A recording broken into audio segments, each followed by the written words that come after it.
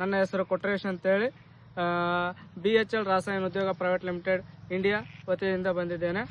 ನಾವು ಹಾನಗಲ್ ತಾಲೂಕು ಮಾರನ್ಬೀಡು ಹಳ್ಳಿಯಲ್ಲಿದ್ದೇವೆ.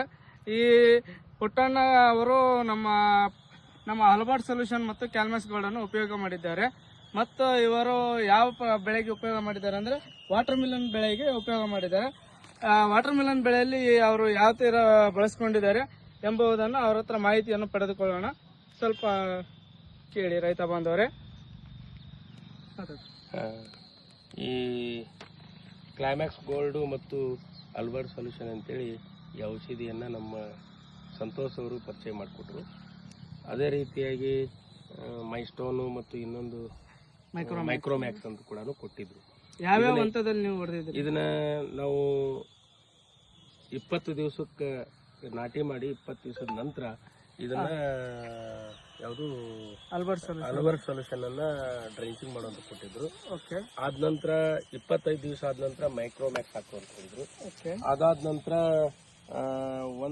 ಒಂದ್ ಸತ್ತೆ ಕಾಲ್ಮ್ಯಾಕ್ಸ್ ಹೂ ಬಿಡುವಂತದಲ್ಲಿ ಕಾಲ್ಮ್ಯಾಕ್ಸ್ ಗೋಲ್ಡ್ ಅನ್ನು ಕೊಡ್ರಿ ಅಂತ ಹೇಳಿದ್ರು.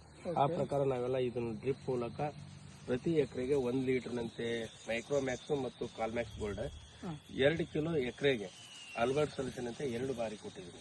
1 ಕಿಲೋದಂತ 1 ಬಾರಿ.